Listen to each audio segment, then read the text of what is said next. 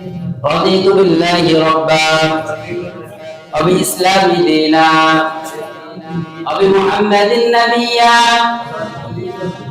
এই দোয়াটা যে পাঠ করবে ফজরের নামাজের পর এবং মাগরিবের নামাজের পর, এই দোয়াটা যে পাঠ করবে, আল্লাহ পাক রব্বুল আলামিন এই দোয়ার মধ্যে এমন তিনটা প্রশ্ন রেখে দিয়েছেন, যে তিনটা প্রশ্ন মৃত্যুর পর কবরের মধ্যে জিজ্ঞাসা করা হয়। মান রব্বুকা ওয়া মান দীনুকা ওয়া মান নাবিয়্যুকা, এই তিনটা প্রশ্নের উত্তর এই দোয়ার মধ্যে আছে।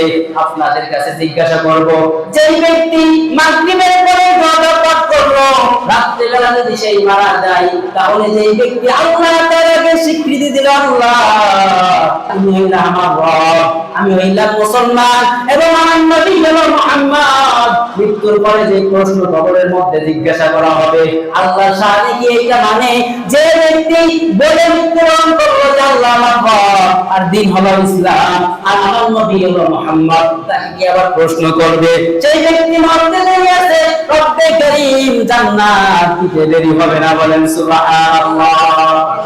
এই দোয়া যদি কোন ব্যক্তি ফজরের নামাজের পর পাঠ করে, পাঠ করার পর যদি দিনের বেলায় মারা যায়, সেই ব্যক্তি যখন মারা যাবে, কবরের মধ্যে যখন চলে যাবে, তিনটা প্রশ্ন যে করা হবে, যে ব্যক্তি মরার আগেই তিনটা প্রশ্নের কথা স্বীকৃতি দিয়েছিল, রব্বে কারীমের শানে এমন হয় না যে বান্দা স্বীকৃতি দিয়ে মৃত্যুবরণ করলো, কবরের মধ্যে আবার তাকে প্রশ্ন করবে, আল্লাহ পাক রব্বুল আলামিনের কাছে ওই বান্দাকে জান্নাত দেওয়া ওয়াজিব হয়ে যাবে।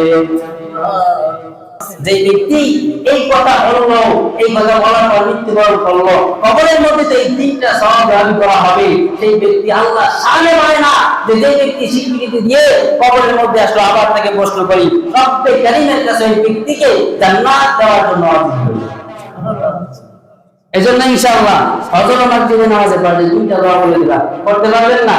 একটা হলো আল্লাহুম্মা আজিরনি মিনান নার, সাবধান করে পড়বেন। আরেকটা হলো রাদিতু বিল্লাহি রাব্বা, না পারলে পরবর্তীতে আমার কাছে আসলে আমি লিখে দিব, আপনি শিখে নেবেন। রাদিতু বিল্লাহি রাব্বা ওয়া বিল ইসলামি দীনা ওয়া মুহাম্মাদিন নাবিয়্যা। আল্লাহ রাব্বুল আলামিন সকলকে আমল করার তৌফিক দান করে, সকলে বলেন আমিন।